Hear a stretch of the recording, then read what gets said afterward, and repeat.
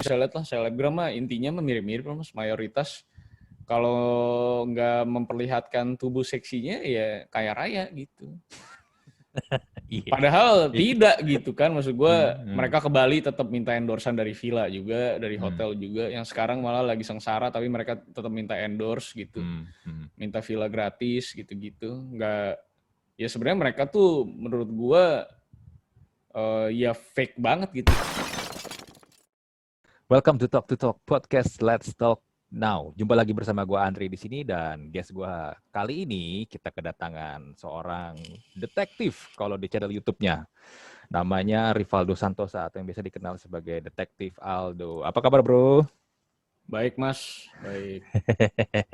Kalau yang subscribe channel YouTube dia pasti udah nggak asing lagi nih dengan sosok yang satu ini nih. Dia juga seorang reviewer game juga di The Lazy Monday ya. Yes, betul. Lu sebenarnya sebelum bikin channel YouTube ini kerja atau apa sih, bro? Ya kerja bikin startup juga mas. Oh, dulu sempat bikin startup. Bikin startup, bikin agency dulu, digital agency. Oh, oke. Terus bikin e-commerce gitu. Tapi akhirnya capek juga sih mas. Ya nggak tahu ya, nggak semua orang capek juga kan. Soalnya kan gue lihat juga belakangan banyak orang pengen jadi anak agency gitu karena tongkrongannya keren gitu ya. Tapi kalau gue pribadi sih pada saat itu capek sih akhirnya gitu. Karena menurut gue kayak nggak ada passionnya gitu. Passionnya udah habis lah. Kayaknya dulu gue lebih suka ngurusin campaign apa segala macam. Akhirnya mulai bergeser lebih kepada manajemennya gitu-gitu. Jadi kehilangan apinya aja sih buat ngurusin agensi lagi pada saat itu. Jadi akhirnya ya udah cabut dah. Gue tuh kenal sama beberapa anak agensi lah ya. Gue sih sebenarnya kadang-kadang kasihan sih lihat mereka ya. Apalagi kalau mereka statusnya emang masih kerja sama orang. Yeah. Gila, itu jam kerjanya tuh bener-bener kayak zombie cuy. Pecah sih. Wah gila. Bosnya juga kadang gila gitu kan. Maksud gue kayak malam gitu, subuh gitu. Gue tuh merasakan gitu jam-jam kayak gitu. Masuk Senin bisa pulang Selasa sore. Iya. Itu sih gila. Bener. Ya, tapi kan kalau masih muda mungkin masih suka kali mas menurut gue. Iya, kalau umur 20-an gue rasa sih nggak ada salahnya lu mencoba ya. Dan juga pengalaman kan. Tapi nggak tahu ya, kalau untuk seumuran gue, kalau disuruh begadang. Ya udah tidak akan bisa lagi. Iya, nggak bisa gue. Gue aja sekarang nonton bola ya, kalau yang pagi dini hari aja gue udah skip gue sekarang. Udah tua ya. Gue kalau misalnya begadang nih, gue tuh besokannya tuh bisa ngantuknya bisa sampai berhari-hari gue. Sampai pegel ya. Iya, gak tau kenapa. Sleep deprivation ya. Iya. Kekurangan tidur.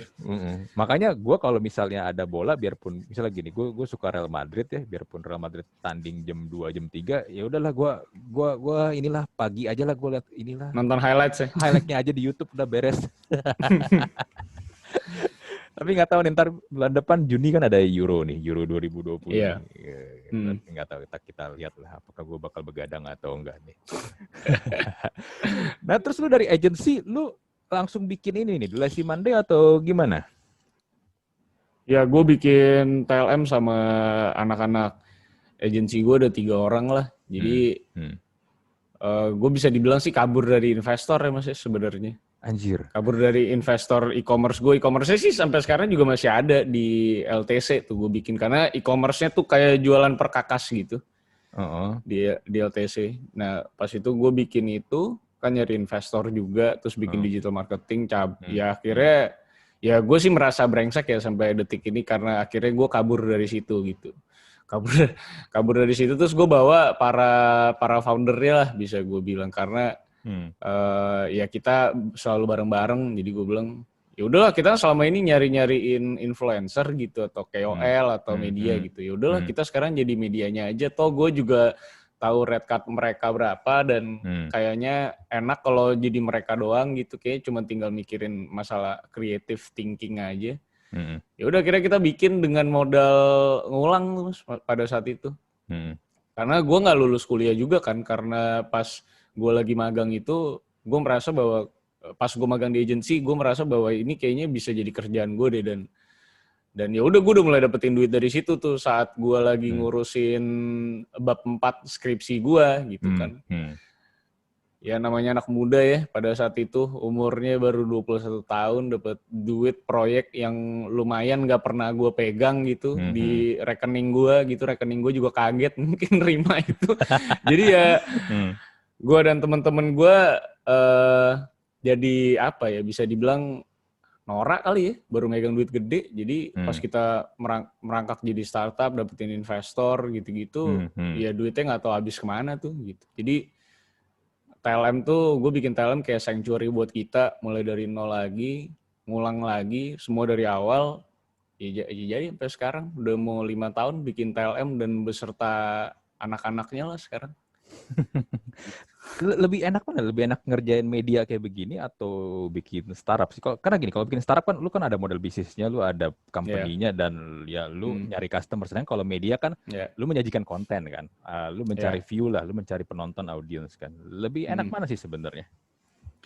Ya sebenarnya sih bisa dibilang ini gue juga bangun another startup aja sih mas sebenarnya, cuman dengan beda form aja gitu, beda bentuk. Gaji pegawai juga tetap ada gitu kan, tetap buka lapangan pekerjaan juga gitu. Terus ngurusin micromanagement juga gitu gue. Jadi anak-anaknya karena rata-rata juga banyak newbie gitulah, karena gue sama partner gue sekarang tuh dari dulu punya visi bahwa kalau zaman dulu orang tuh mau nerima orang yang belum kredibel kayak gue, ya kalau gue udah dikasih kayak gini sama Tuhan ya ini saatnya gue ngasih balik lah apa yang gue dapat dulu gitu. Jadi tentunya anak-anak di sini banyak yang newbie dan nanya lowongan pekerjaan, gue liat potensinya masuk lagi. Jadi ya sebenarnya sama aja kayak another startup aja gitu. Cuman gue merasa sudah selesai 5 tahun, kayaknya masa startupnya sudah selesai gitu buat gue. Ini udah jadi perusahaan yang harusnya udah di luar startup, jadi ya nyaman-nyaman aja sih akhirnya menjalani 5 tahun gak berasa juga gitu dengan berbagai strugglingnya, tapi banyak hal yang dari kecil gue pengen gitu sebagai gamer gitu, akhirnya semua tercapai berkat 5 tahun ini gitu. Ya kaya banget sih, nggak bisa dibilang wah jadi kaya banget gitu bikin media game kayak gini, tapi setidaknya cukup. Setelah cukup itu ya akhirnya bahagia aja sih mas. Gue maksudnya bisa menjalani apa yang jadi passion gue gitu. Mimpi gue tuh tercapai di sini lah. Ya hobi yang dibayar lah ya, bisa dibilang kayak gitu ya. Iya. Dan lu ketika bekerja pun juga rasanya kayak lagi bermain. Lu nggak ada terpaksa harus ngerjain, bangun pagi pun juga mungkin lu lebih rela karena ya lu emang ya nyaman aja sih. Nyaman aja. Betul. Lu memang main game dari kapan? Zaman kapan? Gua main game tuh dari TK kali mas. Dari TK. Dari TK. Berarti tahun 90-an lah ya. Iya, nyokap tuh pokoknya karena nyokap sering pergi juga gitu kan. Jadi gue ya dikasih makannya ya game aja gitu biar santuy. Jadi game tuh kayak apa ya? Gue jadi bener-bener inget gitu dari masa gue kecil sampai detik ini tuh game apa aja yang nemenin gue tuh gue inget semua saking segitu apa ya seringnya gue main game gitu. Apa game pertama lu? Kayaknya gue paling pertama kali attach sama game tuh mungkin Tekken 1 ya pada saat itu di PS1 ya. Di PS1. Okay. Gue main Tekken 1 tuh pertama kali. Bikin gue akhirnya ngehook gitu. Itu zamannya gambar Tekken masih kotak-kotak tajam-tajam ya? Masih poligonal. Iya, masih poligonal, bener. Itu kan pas zaman PS ya, itu kan zamannya mulai peralihan dari Nintendo, Super Nintendo, Sega yang masih pakai cartridge ke CD kan. Dan kita melihat tampilan 3D yang sebenarnya ya 3D juga nggak bagus-bagus banget. Tapi itu zaman itu gambar 32 bit dengan 3D itu benar-benar wah banget 90-an. Luar biasa. Tidak pernah membayangkan game tuh sampai seperti sekarang gitu. Kalau lihat dulu. Iya. Itu gila sih. Gua kalau gue main game sebenarnya dari zaman Nintendo ya, tapi mungkin agak mirip sama lu gini. Gue benar-benar attach banget sama game memang pas lagi zaman PS1 karena gua itu ngerasain di mana pagi bangun tidur buka PS, sampai begadang, tidur bentar, bangun tidur buka PS lagi. Ya, gue merasakan itu. Pengen cepet-cepet bangun untuk main Iya, game. iya. Apalagi kalau lu mainnya ini ya, kayak RPG gitu. Aduh, Ya, itu gila tuh nggak bisa berhenti gila. never ending journey itu, Mas. Iya. Kayak Final Fantasy. Wah, itu sih gila sih, itu zaman-zaman keemasan banget itu. Setuju. Sampai PS-nya akhirnya lensanya lemah, lu mesti balik kan. Iya, kadang mesti dicuci, dilap-lap gitu Iya. lensanya. Dulu kan ada level-levelnya tuh. PS1 tuh kalau posisi normal lu udah susah baca, lu mesti miringin dikit. Kalau dia masih kebaca, oke. Kalau udah nggak bisa Karena kebaca bunyinya lagi, juga udah aneh tuh bunyinya iya. tuh. Lu mesti miringin gini nih. Jadi Iya, apa? Jadi vertikal gini kan. vertikal. Sampai lu balik, itu baru udah paling parah. Akhirnya menjadi inspirasi itu, Mas. Jadi vertikal semua sekarang. Iya, jadi vertikal semua. Tapi lu merasa nggak sih PS1 itu adalah di mana banyak game-game tuh yang secara gameplay itu paling the best dibandingin PS sekarang atau konsol-konsol sekarang. Ya, karena maksud gue dulu kayaknya pembuatan game gak terlalu makan waktu sangat panjang gitu. Jadi terus lagi gede-gedenya jadi sporadik banget ada di mana-mana studio game itu. Sebelum mereka akhirnya sekarang kalau sekarang kan mereka mungkin lebih merge jadi satu gede gitu. Kalau dulu kan banyak yang kecil-kecil dan banyak banget. Jadi liar banget gitu konsepnya. Lu bisa nonton anime apapun, film apapun terus tiba-tiba itu jadi game. Terus pokoknya apapun yang lo lihat secara pop culture itu pasti ada gamenya gitu. Kalau sekarang kan nggak semua kayak gitu. Jadi dulu jadi fun banget karena lu punya library game sabrek lah. Walaupun sekarang ya bisa dibilang Steam dengan indie gamesnya juga banyak banget. Tapi setidaknya dulu tuh lu bisa langsung lihat di toko game gitu. Kalau sekarang kan kayak lu mesti nge-search gitu-gitu kan. Jadi kadang miss gitu tuh game-game yang kayak gitu dulu. Jadi memang menurut gue sih dulu memang fun banget karena lu bisa nemuin hampir apapun pop culture yang lu suka dan itu bisa jadi gamenya gitu. Iya, betul. Kalau kayak sekarang nih, misalnya ada orang nanya RPG terbaik yang pernah lu mainin apa? Gue selalu menjawab Suikoden 1 dan Suikoden 2. Walaupun ya, kalau mungkin anak sekarang ngeliat, ih apa sih gambarnya jelek, dua dimensi kecil gitu, nggak bagus. Tapi lu harus mainin gameplaynya itu bener-bener the best banget. Karena memang Suikoden ya hampir bisa dibilang kayak holy grail ya. Masih banyak yang request untuk remake gitu-gitu kan. Betul. Jadi mau untuk seumuran lo memang cocok untuk jawaban Suikoden itu, Mas. Tapi gue main yang ketiga, keempat, kelima yang udah 3D ya. Iya. Gue kehilangan gameplay, keasikan bermainnya. Pasti lu sudah kehilangan feel-nya. Karena akhirnya marketnya bukan untuk para veteran lagi gitu. Iya, jadi ngebosenin sih akhirnya. Gue nggak menemukan keasikan bermain Suikoden lagi sekarang ini. Itu Karena Anda sudah tua, Mas Andri. Iya, itu ngefek di umur ya. Sangat ngefek sih. Sangat ngefek. Iya. PS1 tuh emang the best sih. Juga dulu faktor ini juga ya, game bajakannya kan banyak banget ya, cuma 5.000, banyak banget. Cuman goceng. Iya. Yang kebetulan dulu gue nggak tahu itu game bajakan juga sih. Iya, karena belum sosialisasi juga, nggak tahu gue ada game original harganya 600.000 gitu. Iya. Dan gue juga baru tahu ternyata ini loh, nih zaman Nintendo sama Super Nintendo kan dia cartridge-nya lumayan mahal dulu, sekitar 20.000 sampai 40.000 ya. Gue pikir itu original, tapi ternyata itu juga bajakan. Semua bajakan, karena harusnya harga aslinya pasti harusnya 500.000. Semua bajakan ternyata. Dan itu memang sulit diketemukan tuh original, sulit banget di Indo. Iya, zaman itu ya, pas lagi zaman itu. Iya, zaman itu tuh sulit banget. Susah banget cari. Jadi bukan salah kita lah, Mas. Iya bener. Dan kadang zaman itu juga kita bisa menemukan game-game yang sebenarnya cuma ada di Jepang tapi ada masuk ke Indo. Tapi biasa tuh kopiannya terbatas banget. Kayak ya betul. Kayak Super Robot Wars, Super Robot Titan. Pasti langka banget lah. Iya. Terus gue yang beli juga masih belum banyak juga, Mas. Iya, bener. Tapi asik sih, Mian. Biarpun lu nggak ngerti bahasanya ya, tapi kurang lebih lu tahu lah gameplay lu harus ngapain lah. Ya karena kan struktur UI-nya mirip-mirip lah pokoknya sama. Iya. Yang dulu-dulu gitu. Iya. Terus lu berarti kalau di TLM ini, The Lazy Monday ini memang bener-bener pure nge-review game aja atau gimana sih sebenarnya? So far sih memang key ingredients-nya memang review sama ada ya segmen yang bisa dibilang jantungnya TLM lah, Lazy Talk namanya. Itu jadi kita ngobrolin soal industri game gitu, soal kenapa industrinya kayak gini, kenapa developer si A kayak gini gitu-gitu. Kita jadi ngebahas marketingnya, bisnisnya gitu-gitulah. Nah itu yang jadi awal TLM itu gede dikenal itu gara-gara Lazy Talk itu. Jadi kita kayak bikin paper singkat lah gitu, kayak lagi skripsi kecil lah gitu. Dan itu kita bikin jadi video gitu. Nah kalau review itu juga kita buat karena pada saat itu kayak gue back di 2016 tuh kayaknya nggak ada yang bikin game review, semuanya let's playing gitu. Nah jadi gue sama temen gue karena nggak bisa se-ekspresif itu dan kayaknya bukan kita banget gitu ya. Jadi akhirnya kita bikin review gitu.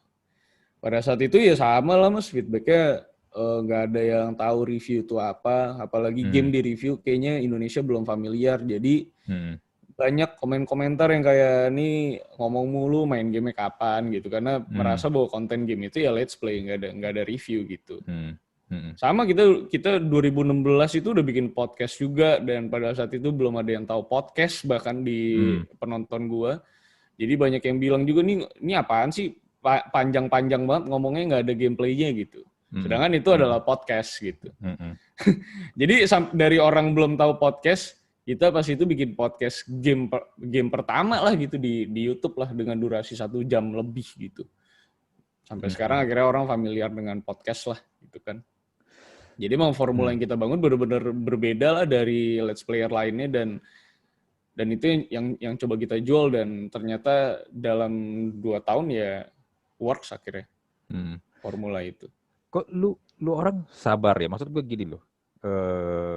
Ketika lu bikin konten dan ketika yang nonton dikit atau mungkin lu dapat banyak feedback yang sebenarnya juga nggak bagus, kan sebenarnya kan kebanyakan konten kreator itu kan jadi berasa down kan, berarti konten gue nggak bagus nih, konten gue nggak diterima sama audiens nih, orang nggak ngerti tentang apa sih yang mau gue sampaikan. Apa yang membuat lu bertahan tadi, sampai lu bilang tadi di awal 2 tahun lu struggle dengan hal ini? Karena buat gua sih pasti akan works, cuma tinggal tunggu waktu aja gitu. Terus harusnya orang-orang yang seumuran gua pun harusnya sangat suka harusnya nantinya dengan konten-konten kita, khususnya yang seumuran gua gitu. Pasti mereka mau, karena gue merasa daya beli Indonesia akan naik terus gitu, dan kayaknya akan lebih banyak orang yang akan cari review sebuah game dibanding nonton let's play-nya. Jadi ya gue percaya tuh sama temen gue bahwa kita harus sustain, kita punya review, kita punya industry discussion, supaya nanti saat ada orang-orang yang kayak kita ini, kita tuh udah siap platformnya. Jadi ya anggapannya 2 tahun mempersiapkan itu sampai dapetin nanti sponsorship atau segala macam. Setidaknya kita dalam 2 tahun itu ya berdarah-darah dulu deh dari segi financial deh, tapi setidaknya aset yang kita bikin ini kita yakin bahwa itu works gitu ya. Penting yakin dulu lah gitu, dan ya akhirnya ya terbayar lah mas gitu. Ternyata banyak yang suka akhirnya, dan ujung-ujungnya seumuran kita semua, dan akhirnya juga ternyata banyak juga pada saat itu banyak yang pengen bikin kayak kita karena menurut mereka unik dan satu-satunya gitu. Tapi lu orang sabar ya. Maksud gue gini loh. Gua kan juga pernah bekerja lah dengan orang-orang yang seumuran lu ya, Do ya. Ya kelahiran 90-an, 95 ke atas gitu lah. Kebanyakan gue liat karakter-karakter mereka ini gak sabaran soalnya. Pengen dapat tuh resultnya tuh instan. Ibaratnya gini kan, gue selalu bilang kalau lu ingin membangun sesuatu, mau startup, perusahaan atau konten atau apapun, itu kan sebenarnya ibarat lu kayak lagi lari maraton ya, bukan kayak lari sprint. Lu tuh lihat finishnya tuh hasilnya mungkin masih 40 km ke depan lagi, masih di ujung gitu, masih jauh nggak kelihatan. Kalau sprint kan 100 meter kelihatan ya. Tapi kebanyakan juga ujung-ujungnya pada give up. Ini awalnya pun gue bikin ini talk to talk podcast ini pun awalnya juga bertiga awalnya. Tapi satu demi satu, one by one akhirnya mundur. Ya mereka udah menemukan ini kerjanya masing-masing lah. Gue nggak bisa menyalahkan mereka juga lah. Tapi gue selalu melihat kecenderungannya walaupun nggak semua, tapi banyak anak-anak milenial apalagi Gen Z ini kurang apa ya? Kurang punya stamina sih ya untuk bertahan dan terus jalan gitu. Iya, setuju sih. Ya, gue sih ngelihatnya mungkin apa ya? Mungkin lebih ke pengaruh sosmed gitu kali mas ya. Maksud gue, Kayaknya sosmed itu punya peran yang tinggi banget sih dalam masalah durability persistence-nya anak muda sekarang gitu. Karena rata-rata orang kan ngupload segala kesuksesan gitu ya. Iya, Tapi betul. nggak pernah soal fail-nya mereka gitu. Dan kebetulan gue sama partner gue tuh bukan orang yang sosmed banget juga gitu. Jadi kita nggak pernah terlalu showing off kita punya startup apa segala macam, enggak. Dan di setiap podcast kita pun kita selalu kasih tahu keluh kesah kita gitu. Gue kayak gini, ini usaha gue kayak gini. Itu gue open banget sama community gue. Jadi mereka tahu perjuangannya gitu. Sampai kita pun akhirnya di tahun ketiga pun akhirnya kita bilang stop. Kalau lu pada mau bikin kayak TLM tuh stop menurut gue. Kalau lu nggak punya capital cukup, lu nggak punya konsep yang cukup mateng, stop. Karena pada 2 tahun awal itu semua yang mau coba kayak kita tuh gagal. Sampai detik ini pun belum ada yang bisa gone through lah challenge-nya gitu, Mas. Nah, jadi akhirnya kita pun bilang mereka untuk stop dan coba cari peluang yang lain, karena gue sama partner gue pun nggak tahu formula pastinya ini tiba-tiba gede tuh kenapa gitu. Dan pure memang pasti ada luck lah, ada luck-nya. Nah, jadi itu yang kita jalanin. Nah, menurut gue anak-anak sekarang pada cepat-cepat down apa segala macam ya karena lebih ngelihat teman-teman mereka yang di sosmed tuh kayaknya udah keluar negeri, kemana gitu kan. Nggak dengan bilang trading lah, main saham lah, apa segala macam. Itu kan main saham, main kripto tuh kan sound masalah instan kan, Mas, maksud gue. Betul. Sedangkan bagi kita nih para pengusaha gitu ya bagi kita kripto dan saham itu uang dingin kita gitu. Kalau kita kalah menang di sana ya bonus lah gitu. Nah, betul. Cuma kalau anak muda sekarang kan kayaknya dapetin duit tuh harus cepet. Kalau nggak cepet berarti kita gagal gitu kan. Jadi udah nggak ada rasa perjuangannya kayak dulu gue sama partner gue tiap hari cuma makan ketoprak gitu sama es kelapa kan. Maksud gue udah nggak ada fun-nya di situ. Sedangkan itu adalah fun-nya bikin startup. Kalau startup nggak ada challenge-nya kayaknya bukan startup deh, nggak seru gitu. Iya.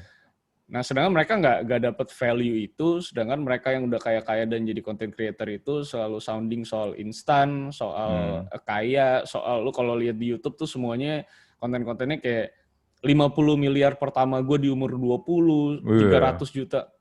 Kesannya mereka motivasi, tapi bagi sebagian orang itu jadi bikin mereka down gitu. Dan gue nggak pernah support konten-konten kayak gitu, makanya gue semua di sini tuh nggak pernah ada yang ya lu boleh lihat semua anak-anak TLM yang di bawah TLM yang ikonnya sama gitu sama Instagram gue, itu satupun dari mereka nggak pernah ada yang story soal achievement gede-gedean, kaya, travel kemana, tuh nggak pernah ada tuh. Karena basisnya gue ngebangun dan ngedidik mereka itu bahwa kita akan sulit nih di sini, jadi di luar sana juga banyak yang sulit, jadi lu nggak usah ciptain another gap lah. Gue pengennya gue dan community itu kita sama-sama lagi susah, lagi ngebangun sesuatu yang endpoint-nya juga mungkin belum kita lihat. Jadi gue pengennya kayak gitu tuh komunitasnya. Cuman ya sekarang kita tentunya kalah lah pasti dengan konten-konten yang tanda kutip jauh lebih bait lah ya, lebih mancing gitu kan. Iya. Karena kekayaan kan luar biasa Mas dieksploitasinya di Indonesia. Betul. Itu orang suka.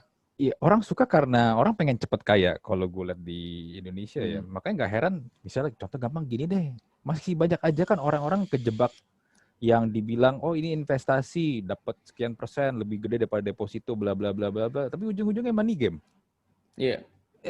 Ciri-cirinya kan kurang lebih sebenarnya mirip ya, tapi tetap aja orang itu akan kecebur ke situ lagi, dan biasanya orangnya kurang lebih dia lagi. Iya, dia lagi. Karena pengen kaya cepat dia. Iya. Dan kalau talk about konten ya, konten ini jadinya kalau kita mengumbar kekayaan lu, pokoknya kalau lu nggak dapet duit sekian dalam umur berapa, itu kan jadi ya fear mongering gitu kan sebenarnya. Iya.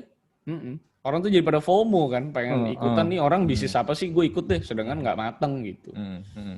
Ya, kalau ngomong tentang startup lagi nih kayak dulu aja, zaman Gojek tuh booming, pada ikut-ikutan bikin yang nama belakangnya pakai Jack semua. Iya, ujung-ujungnya pada berjatuhan semua. Sekarang mana lihat, pada udah nggak jelas kemana. Ya, apa ya?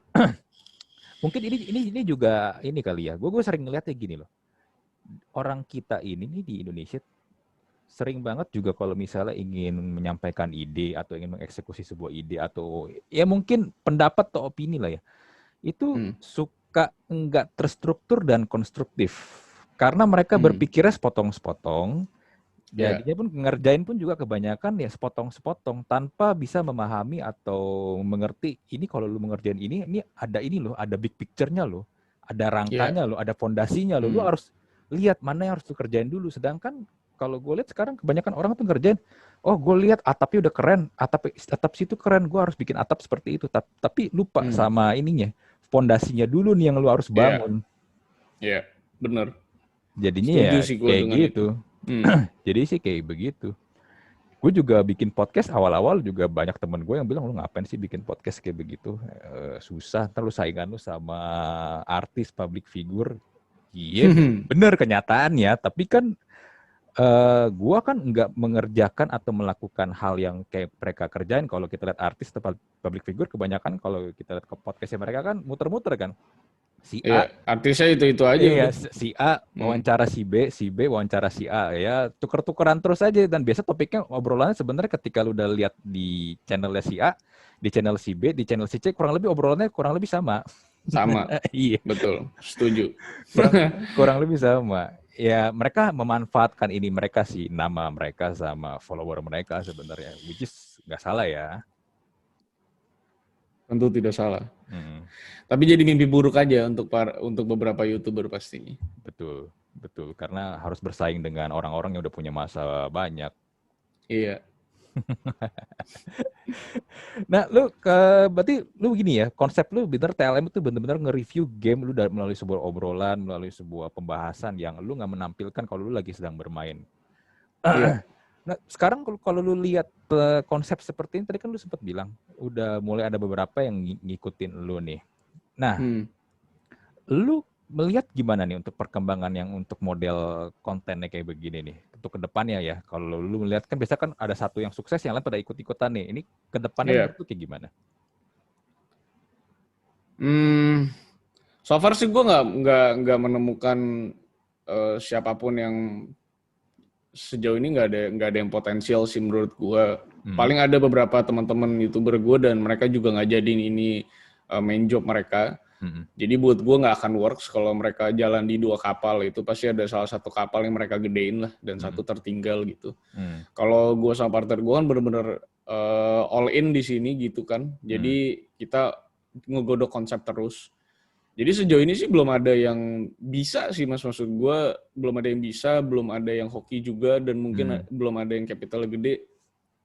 Kalaupun ada yang capitalnya gede pun sejauh ini gue lihat gak ada yang mampu bersaing di YouTube gitu, di new media YouTube ini nge-review game dan anggapannya ngelawan kita deh gitu masalah review. Itu sejauh ini belum ada, dan gue kalau ngeliat perkembangannya pun sampai detik ini pun kita masih solo lah anggapannya. Jadi semua developer, publisher kalau butuh exposure review dari YouTube ya udah pasti kita gitu. Jadi sejauh ini memang nggak ada gitu gue lihat. Lu berarti ini ya bermain di Blue Ocean so far ya sampai sekarang ya?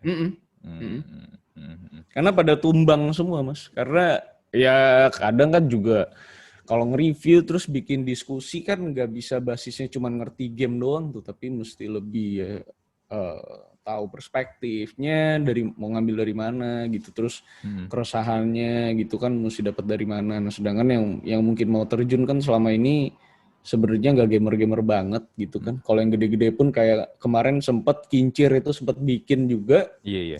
Sempat bikin media game itu ujung-ujungnya juga nggak works juga gitu kan. Karena nggak semudah itu sih.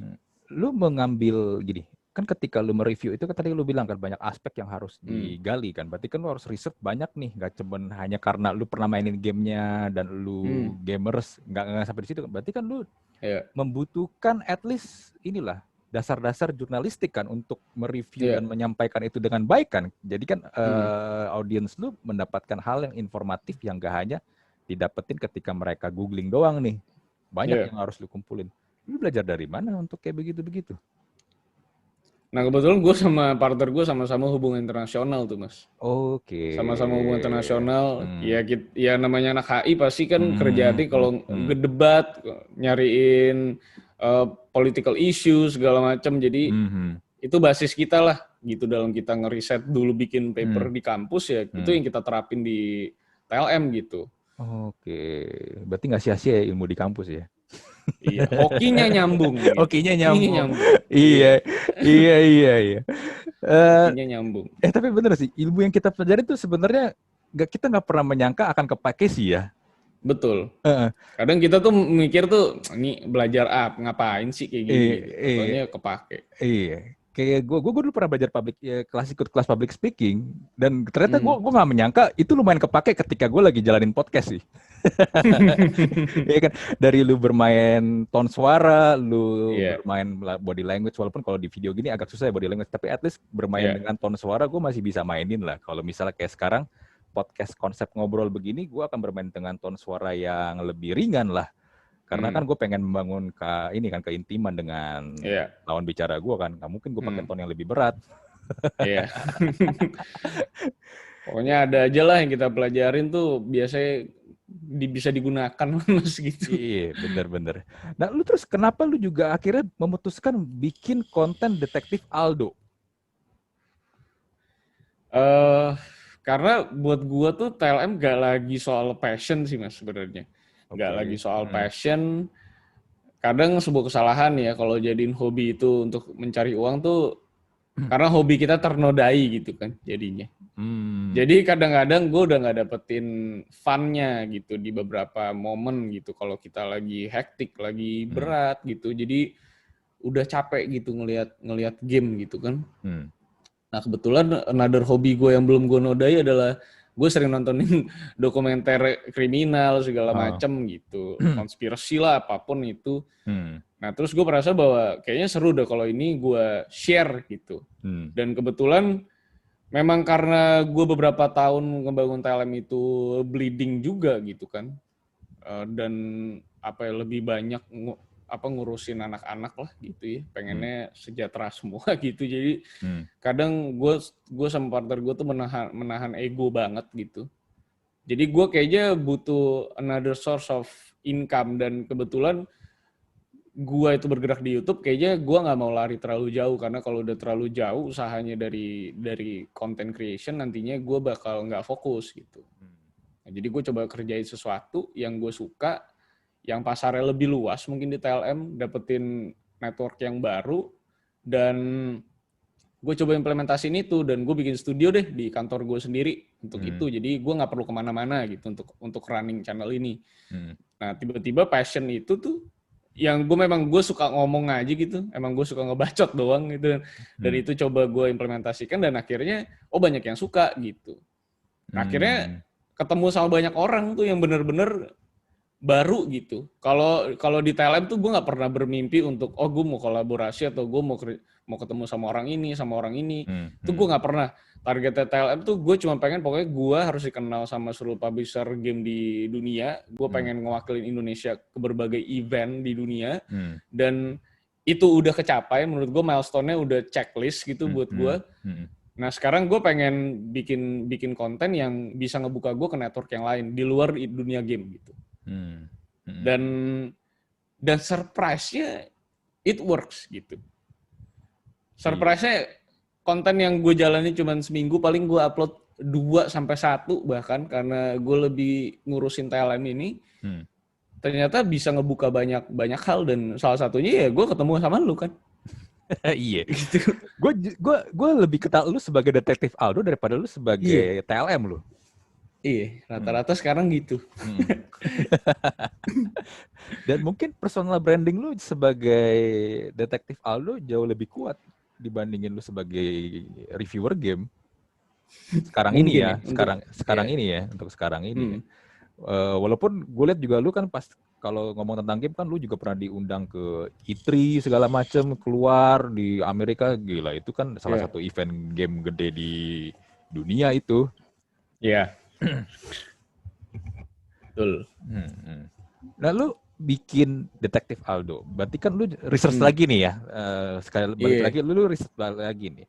Tapi sebenarnya gini bro, kalau yang gue lihat kan sebenarnya kan apa yang lu share di konten lu sebagai Detektif Aldo itu sebenarnya kalau kita nih ya, kalau misalnya gue nih sebagai penonton, kita mau rajin dikit nge-search di Google sebenarnya bisa kan? Bisa. Bisa banget karena gue cuman mengkurasi informasi gitu sebenarnya. Cuman ya paling beberapa kayak sejarah Indonesia paling gue tambahin hal-hal yang gue tahu lah zaman gue ngampus gitu. Kebetulan kan gue kuliah juga gue ngomongin masalah G30 SPKI banget pada saat itu di kampus tuh pengen ada ya rekonsiliasi dan segala macam yang sepertinya masih jauh entah di mana gitu. Nah, akhirnya jadi sering ngasih perspektif lain. Cuman kadang nilai plus yang coba gue tambahin sebagai perspektif gue gitu kadang nggak nyaman untuk beberapa kuping lah. Karena terjadi di Indonesia juga soalnya. Iya. Dan jadi banyak yang kontra. Itu ada beberapa yang nggak setuju. Gue pas itu sempet tegang banget tuh pas gue lagi bikin video G30 SPKI itu mas. Karena gue bikin itu dan sekarang videonya udah nggak bisa lu cari, udah gue take down juga. Karena pertama ada kesalahan editor gue di ujung. Ada nama pengenek bendera pusaka pada saat itu yang dimasukin karena namanya sama, jadi fotonya nge-switch gitu kan. Itu satu kesalahan. Dan kesalahan yang lain adalah ada beberapa perspektif gue di awal soal Bung Karno itu yang nggak disetujui gitu sama beberapa pihak. Dan pada saat itu gue tuh dihubungin di email. Ya walaupun sekarang gue sih kondisinya baik-baik aja sama beliau ya, maksud gue jadi kita jadi ngobrol panjang gitu soal sejarah gitu. Tapi pada saat itu beliau tuh bilang bahwa ini video lu udah di grup orang-orang nih gitu, dan gue diminta nonton video lu nih. Dan kebetulan doi orang yang cukup kenal sama keluarganya Bung Hatta dan segala macam lah gitu. Kan gue tegang juga mas ya. Gara-gara gue bikin video kan ya. Nggak lucu kan? Kesannya kan mau edukasi gitu ya. Iya. Nah maksud gue lo kan juga, gue lebih kepada ini kan perspektif gue. Semua orang punya perspektif lain soal Bung Karno. Lo baca buku A, lo akan punya pandangan yang berbeda soal Bung Karno. Betul. Jadi semua orang punya pandangan berbeda sama Bung Karno, dan itu yang nggak diterima. Mungkin karena exposure-nya pada saat itu tuh video itu gede banget mas. Maksud gue sampai udah mau menuju 600-700 ribu views lah pada saat itu. Banyak dong. Jadi rame banget dan tershare di entah di grup mana ya, grup WA keluarga mana gitu ya, sampai akhirnya meresahkan mereka gitu. Dan akhirnya ya udah gue take down aja deh mas, gue bilang. Jadi semenjak itu pun konten-konten sejarah gue tuh udah berkurang, dan gue jadi takut gitu untuk nge-explore itu. Padahal maksud gue banyak banget yang menarik untuk dibahas soal sejarah Indonesia kalau kitanya tuh mau berdamai sama sejarah kita gitu. Maksud gue jangan pikirin ini jadi konflik, tapi pikirin ini jadi sebuah sejarah yang pernah kejadian dan jangan sampai ini kejadian lagi. Apapun itu perspektif yang gue bawa, intinya kan nggak mungkin gue coba menjerumuskan lo. Makanya gue selalu quote, oh ini gue baca dari buku ini, gue baca dari artikel ini. Kalaupun ada perspektif gue sendiri, gue pasti akan bilang ini menurut gue kayak gini gitu. Ya lo boleh percaya boleh enggak gitu, lo punya perspektif lain ya silakan. Padahal kan kayak masih ada peristiwa Malari yang seru banget menurut gue, yang ada hubungannya sama Jepang. Terus ada peristiwanya Munir juga yang menurut gue masih syarat akan misteri juga gitu. Jadi hal-hal menarik itu yang pengen gue bahas, yang sebenarnya mungkin anak-anak muda tuh nggak mau tahu karena kadang penyampaian guru sejarah mereka tuh ngebosenin atau segala macam, dan gue coba ceritain ke mereka dan mereka tertarik dengan hal itu. Ternyata akhirnya gue mesti ditutup dengan ketakutan gue yang mungkin paranoid gue aja, tapi ya gue prefer ngamanin diri gue sendiri sih, karena kebetulan gue konotasinya minoritas juga. Gue nggak punya backingan orang kuat juga. Terus kalau gue sembarangan ngomong, ya takutnya blunder aja gitu. Ya di negara kita nih, tapi memang punya kecenderungan kayak gitu sih ya. Kita itu susah untuk agree to disagree. Yes. Agak susahnya begitu. Even hal simple pun kadang-kadang, ya contoh deh fans bola, yang satu demen Juventus, yang satu demen Inter Milan. Ketika yang demen Inter Milan ini tahu temennya ini demen Juventus, Bisa tiba-tiba musuhan. Iya. Gara-gara begitu doang. Padahal bukan negara dia tuh. Gimana negara dia kan? Iya, padahal lu bukan penduduk kota sana. Lu nggak ngerasain gimana lu menjadi penduduk kota A yang mau ada klub yang mewakili kota lu itu gitu loh. Tapi mereka lebih fanatik gitu. Mereka lebih fanatik, bener. Ini ada satu cerita lucu nih. Gue waktu itu pernah podcast sama ini ya, mantan wartawan bola ya, Wesley Utagalung. Dia juga sering jadi komentator lah kalau ada pertandingan live. Jadi waktu itu zaman bola itu bikin sayembara, kuis lah. Hadiahnya nonton langsung ke Etihad Stadium di Manchester, kandangnya Manchester City nih. Udah nih, dapat satu pemenang. Tapi si pemenang ini nggak mau ambil hadiahnya, dibilang ini deh hadiahnya, boleh nggak gue duitin aja? Tahu nggak alasannya kenapa? Karena dia MU lagi. Karena dia fans MU. Dia nggak mau menginjakan kaki dia ke Etihad. Etihad. Pecah sih. Iya, gue sampai bilang gini kan ke siapa nih, si Bung Wesley Utagalungnya. Kalau gue jadi dia ya, gue sih ayo gue ambil lo. Kapan lagi ke Inggris gratis dibayarin? Iya. Iya kan? Dari Etihad kan lo bisa ke Old Trafford gitu. Bener, iya kan? Lu dari Etihad, at least nih kalau lu emang demen MU ya, at least lu bisa jalan lah. Kan nggak jauh kan Etihad ke Old Trafford kan. Lu bisa masuk ke sana kalau lu mau nonton. Ya lu tapi bayar sendiri. Itu oke, tapi intinya lu makan dibayarin, lu transport dibayarin, akomodasi lu dibayarin. Kapan lagi? Aneh sih, Mas. Aneh kan? Mungkin dia takut berkhianat ya, mungkin ya. sampai sebegitunya loh. Gua heran kadang-kadang sama orang-orang kayak begitu. Ya tapi konten lu tuh sekarang ini sih memang kalau gue perhatiin lebih banyak juga bahas ini ya, balik lagi kayak ini ya, kejadian-kejadian yang di luar ya, yang karena lebih safe, lebih aman. Lebih aman, lebih ini. Walaupun beberapa pasti kehilangan juga konten-konten sejarah itu, tapi gue mencoba. Abis gue kan nggak bisa kayak ngecek sejarah mana nih yang ini. Oke, gue post aja. Tapi gue lebih pengen bahas yang attach aja gitu sama gue, dan yang attach itu emang yang gelap-gelap gitu, dan jadinya gue nggak ngebahas gitu. Daripada gue kayak misalnya disuruh bahas Ponari lah, Rian Jombang tuh gitu-gitu, males gue. Lebih menarik kasus luar, menurut gue lebih banyak intriknya gitu, lebih seru gitu. Dan Indonesia tuh seru dengan sejarahnya gitu. Nah cuman sayangnya itulah, gue masih takut Mas, mungkin nanti lah. Iya. Nih kalau di Indonesia susah gak untuk nge-research? Kalau berita Indonesia sih agak sulit. Itu dia gue bilang selalu ada polarisasi lah dalam pembahasannya gitu Mas. Selalu ada yang kanan banget, ada yang kiri banget, yang tengah-tengah susah dicarinya gitu. Jadi gue takutnya gue nggak bisa bikin semua orang bahagia. Sedangkan dalam konteks sejarah Indonesia tuh kayaknya kita tuh mesti bisa bikin semua orang setuju gitu. Iya. Semua orang tuh mesti bahagia gitu dengan satu informasi itu. Padahal nggak ada informasi yang netral menurut gue. Informasi itu pasti ada yang ke wing kanan, wing kiri lah gitu kan, tergantung apa yang mereka baca soal sejarah, karena distorsi juga udah lama banget, dan kebetulan orang-orangnya mungkin yang nyampein pada saat itu masih punya absolute power gitu misalnya kan. Jadi kan beda-beda gitu, maksud gue setelah turunnya Pak Harto baru kelihatan tuh G30S itu sebenarnya kayak apa gitu dari another perspektif. Yang lain baru mau bicara gitu kan. Pada saat itu kan kita cuma dicuci otak aja nih G30S PKI gitu.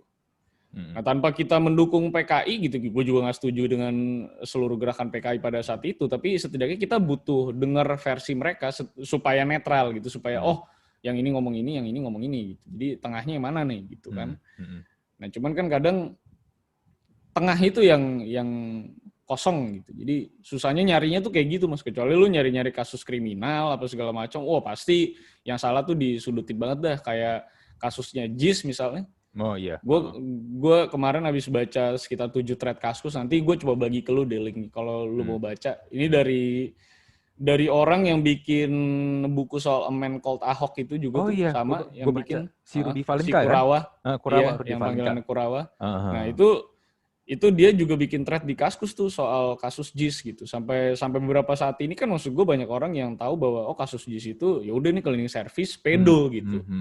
Nah, sedangkan di thread Kurawa itu kita bisa lihat bahwa bagaimana si cleaning service ini itu kena drama drama yang besar banget gitu. Mm-hmm. Lu tahu bahwa motif dari yang nuntut ternyata ada sebenarnya indikasi mau duit gitu sampai 120 juta US dollar pada saat itu tuntutannya. Itu triliunan gitu, dan pengacara pada saat itu cek Aligis akhirnya dicek KPK juga dan udah suka miskin gitu kan, maksud gue. Jadi kan sebenarnya nggak banyak orang yang tahu gitu soal kasus JIS yang sebenarnya, karena media tuh polarisasi banget ke ini cleaning service pedo, karena menurut mereka inilah headline dan tagline yang paling bisa mendatangkan crowd gitu. Sekarang Kurawa melakukan personal investigation coba, maksud gue. Dan itu banyak banget detail-detail yang pas gue baca, wah gila ini. Maksud gue bisa dikriminalisasi segininya gitu. Gila ya. Gue kayaknya pernah baca deh itu yang thread-nya dia itu deh. Dan dia kan sebenarnya mengarahkan ke si yang main dramanya ini kan ke ini kan orang tuanya sebenarnya kan. Iya, orang tuanya, betul. Ya tapi sampai sekarang kasusnya gimana gue nggak tahu tuh kelanjutannya itu. Kasusnya sih yang pasti guru-gurunya sih udah bebas ya. 2 gurunya yang dituntut itu. Tapi karena kan dibantu sama Hotman kan. Iya, tapi yang paling kasihan kan cleaning service ya kan. Betul, karena tidak ada bantuan hukumnya mas. Iya. Kan langsung dipecat dia dari perusahaannya. Padahal perusahaannya harusnya membantu dia juga. Ngasih bantuan hukum, ternyata enggak. Iya itu gue baca sih antara percaya nggak percaya, tapi kalau emang ini bener kenyataan nih kejadian yang kayak begitu itu sih gila. Parah. Itu sih gila banget sih. Itu bener-bener sebuah rencana dan konsep yang gila matang banget sekali. Sih. Sangat matang sekali itu sampai bisa bikin orang lain jadi korban. Banyak banget ini servisnya.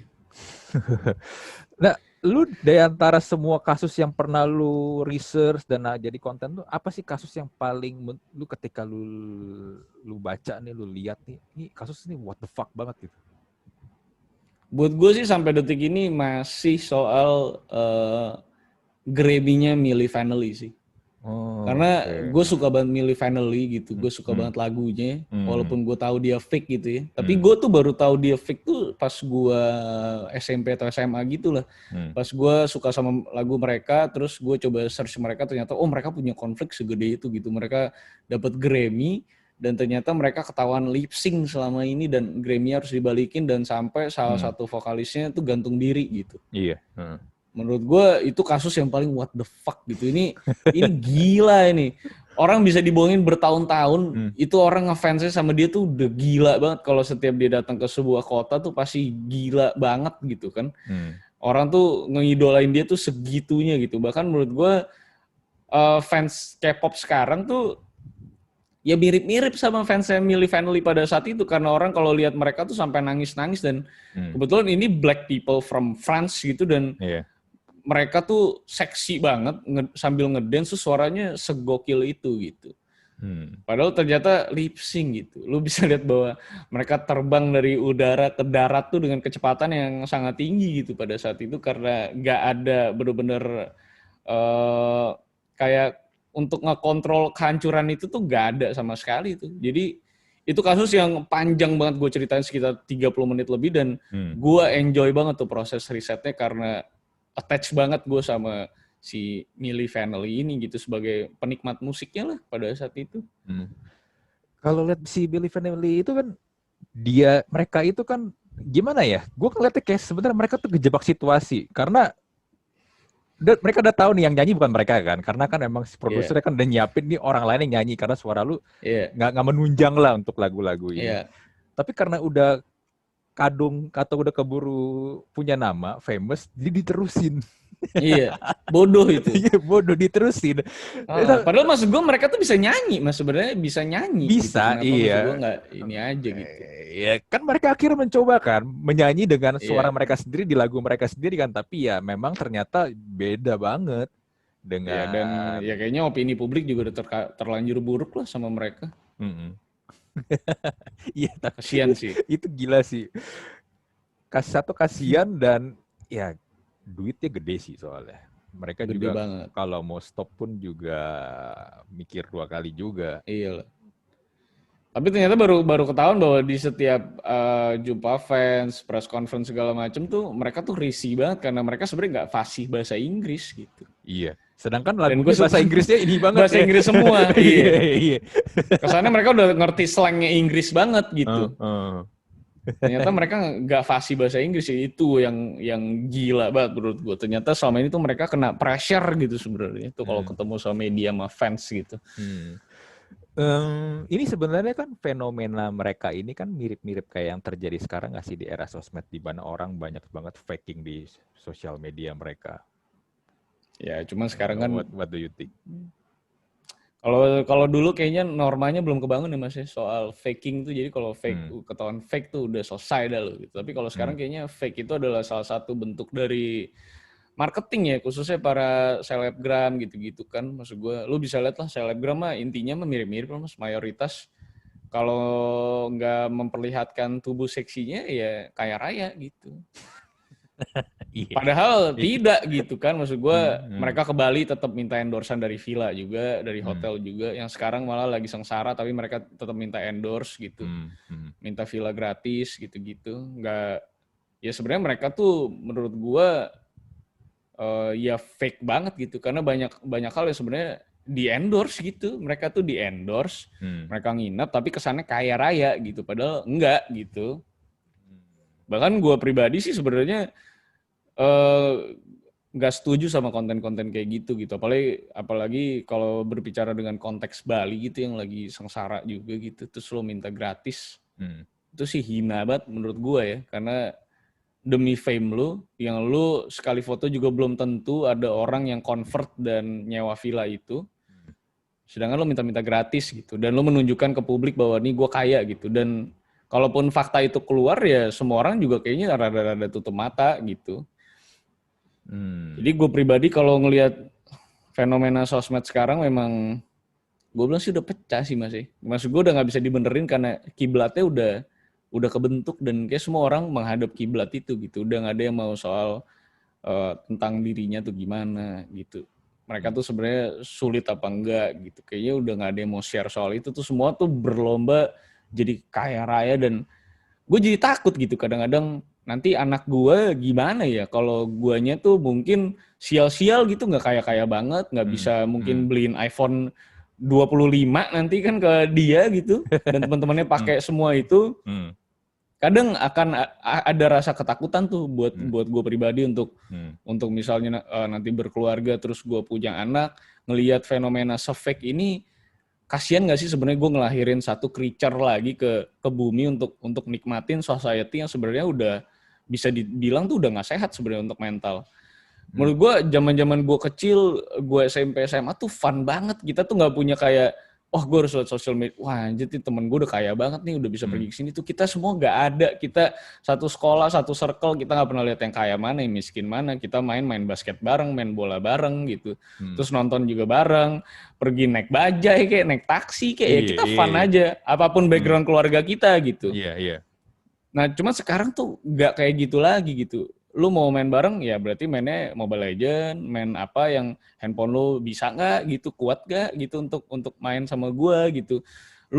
Kita mau jalan-jalan kemana, lu sanggup gak bayar makan mahal gitu segala macam. Nah dulu kami tuh nggak ngerasain itu, generasi gua pun nggak ngerasain itu. Bahkan apalagi generasi lu gitu Mas. Ya Mas, gua masih nongkrong di Senayan gitu, bahwa setidaknya orang-orang kayanya nggak udah tercircle masing-masing, jadi nggak ada keirian gitu, karena kan semuanya oh ya ekonomi gue di sini, kebetulan gue gaul sama ini, ya udah sama nih satu line gitu. Nah sekarang kan kayak semua tuh pengen coba masuk ke line yang berbeda-beda gitu karena sosmed gitu, dan merasa bahwa kapasitas lu tuh sama-sama kapasitas mereka, padahal enggak gitu.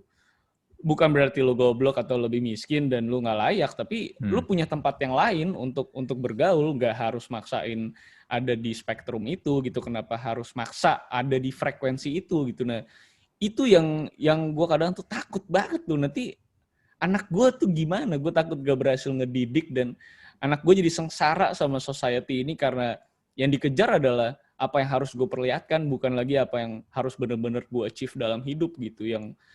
Yang dari dulu gue pribadi itu gak pernah mau showing off gitu. Kalaupun gue showing off ya gue show off untuk kebutuhan branding gitu bahwa oh ini kredibilitas gue udah sampai sini, gue udah diundang event ini, gue post di sosmed supaya publisher atau brand-brand lain tuh mau ngelihat dan oke, mereka sudah sampai tahap ini masalah kredibilitas dan crowd-nya gitu. Nah, gue kan punya kebutuhan untuk itu gitu. Tapi kalau sekarang kan bodoh-bodoh bukan selebgram, bukan apa, maksud gue apa ya, kayak kontribusi terhadap society itu kecil banget sebenarnya.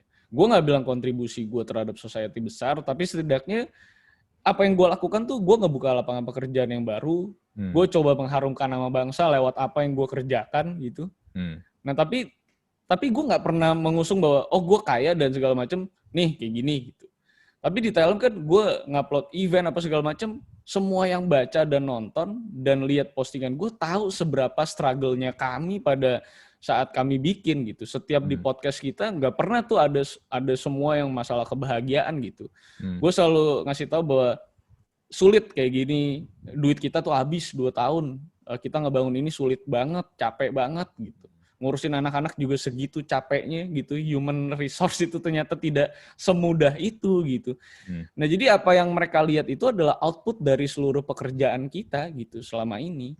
Nah, itu kan yang penonton gue lihat. Tapi kalau lo lihat selebgram sekarang kan mereka nggak lagi ngomongin soal struggling, tapi ini outputnya nih. Jadi kayak itu standarnya ini gitu.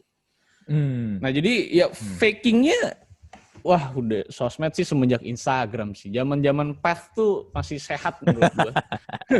Karena yang baca cuma teman-temannya gitu. Nah, teman-temannya kan tahu ya nih orang fake apa kagak gitu kan. Nah, kalau sekarang Instagram, everyone can see it, everyone can follow it. Jadi susah banget untuk mengkurasi mana yang original, mana yang enggak. Karena gue ternyata ketemu sama beberapa orang yang postingannya kaya raya, sebenarnya hidupnya juga sulit gitu, Mas.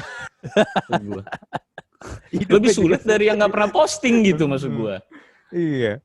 Aduh, ini gimana ya? Lu nonton ini gak? Girl from Nowhere gak di Netflix?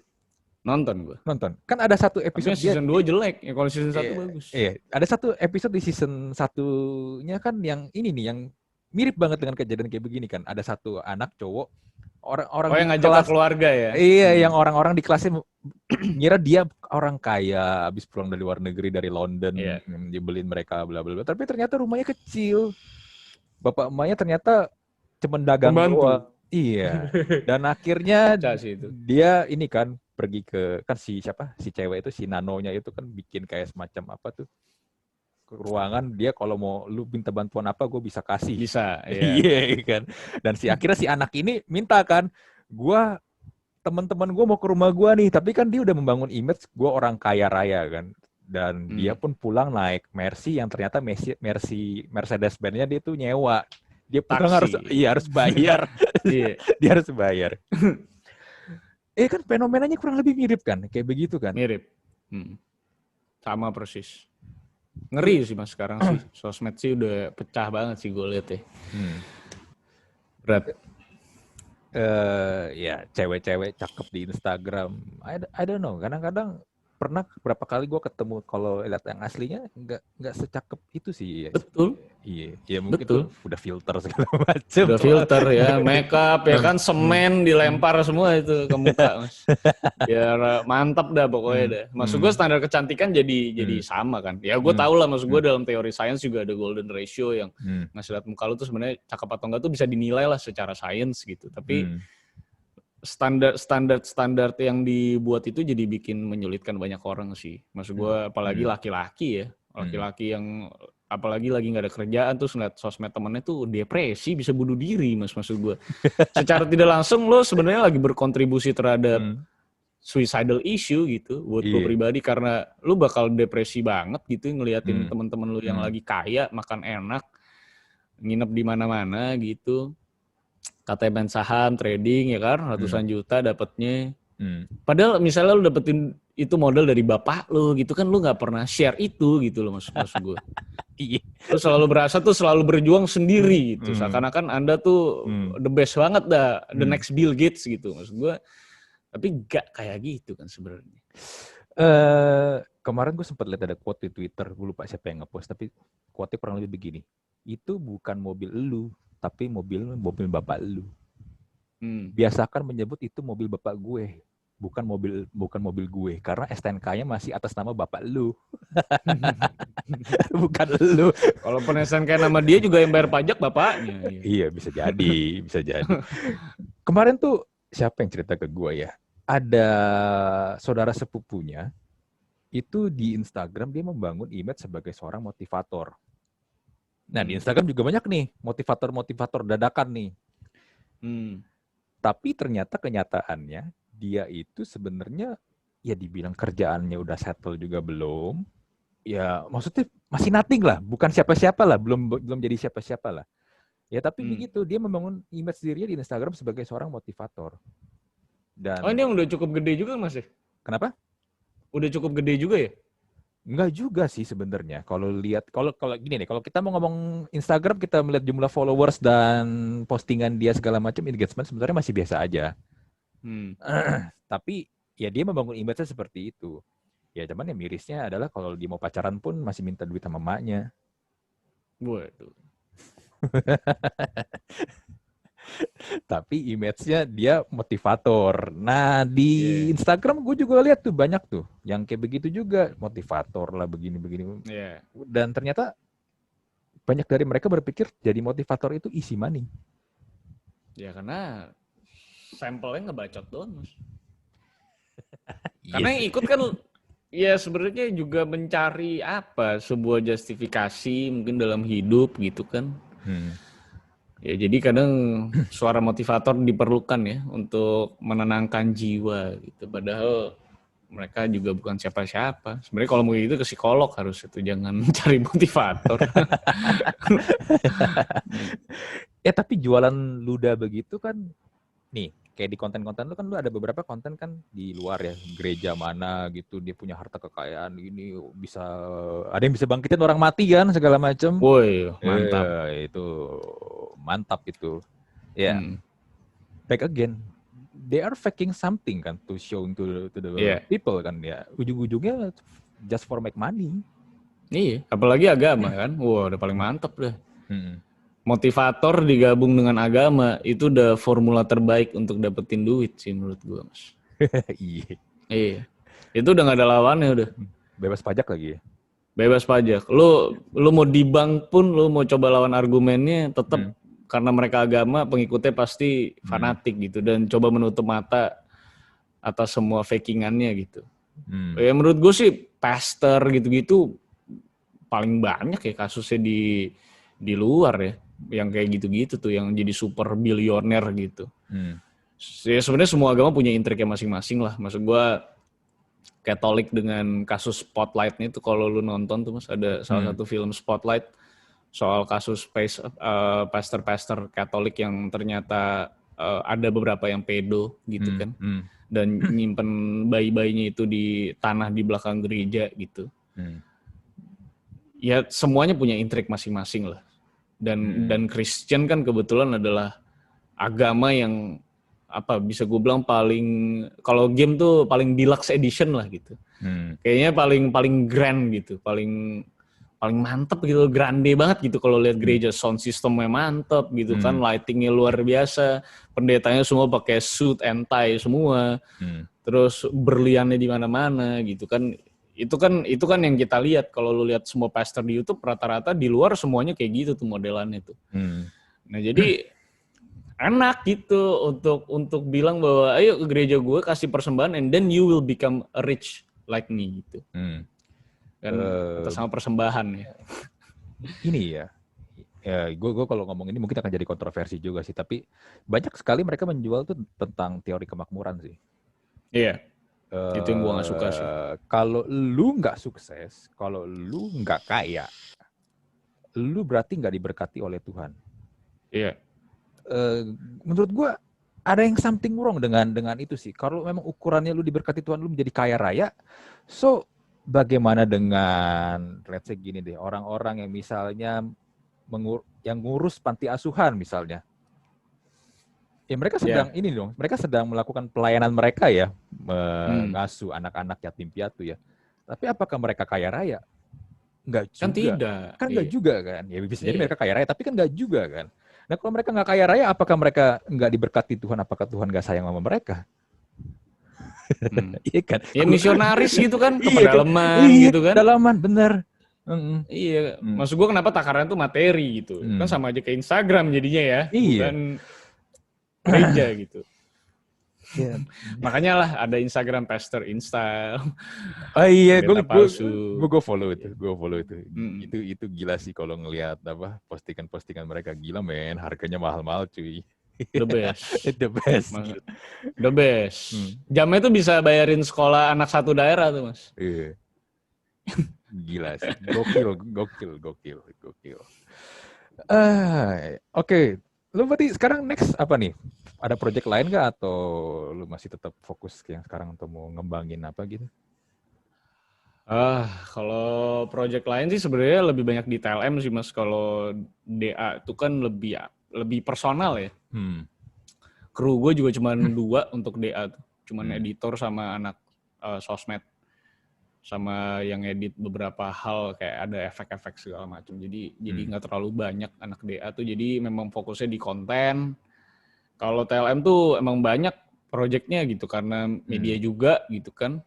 Kayak gue di tengah tahun ini harusnya sih udah dari bulan lalu, cuman akhirnya mundur ke tengah tahun karena kemarin ditutup juga nggak bisa traveling. Kita lagi pengen bikin dokumenter soal kehidupan game community lah di berbagai daerah. Ya gue sih terinspirasi sama beberapa konten ya, kayak kontennya Asian Boss, terus kalau lokal mungkin kayak Asumsi District gitu kan. Untuk ngebikin sebuah daerah tuh kayak apa sih komunitas gamenya gitu. Nah itu kita lagi pengen keliling tuh ke beberapa kota lah, 6 kota lah untuk season 1 ini.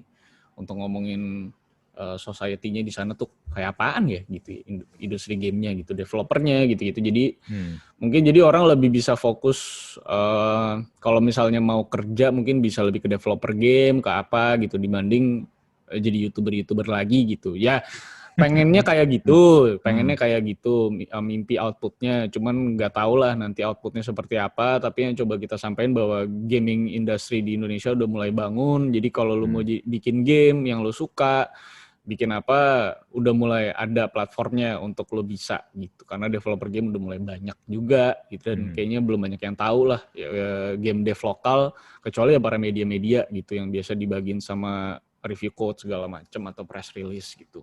Nah, jadi itu sih project terbesar kita di tahun ini ya. Selain biasa kita akhir tahun sekarang bikin Game Awards juga yang budgetnya minus ya Mas. Bikin project itu tuh budgetnya sebenarnya minus gitu. Cuman ya setidaknya sebelum kita kenapa-napa setidaknya orang nanti bisa suatu saat inget lah apa yang kita kerjain gitu. Nggak pernah selalu ngejar keuntungan atau apa, yang penting kayak ya udah cukup dan gue bahagia dengan apa yang gue kerjain gitu. Ya kadang-kadang gue juga pengennya sih semua orang tua tuh bisa suportif juga sih sebenarnya sama apa yang anaknya kerjain gitu. Nggak melulu soal materi sih. Kesuksesan kadang nggak selalu soal materi ya. Jadi project-project yang gue lakuin juga nggak pernah soal materi gitu.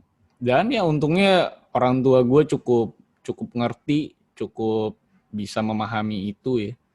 Karena kadang-kadang tuh kesian sih anak-anak tuh sekarang kalau lagi ngapain, kayak kerja di agensi sampai pagi, ntar bapak emaknya nanya, lu kerja sampai pagi emang gaji lu berapa sih, kayak gitu-gitu tuh kadang menyakiti hati anak sih menurut gue. Betul. Kadang kan anak tuh pengen ngerjain apa yang mereka suka aja sebenarnya, apa yang mereka mau kerjain. Toh mereka juga nggak pernah nuntut apa-apa kan gitu.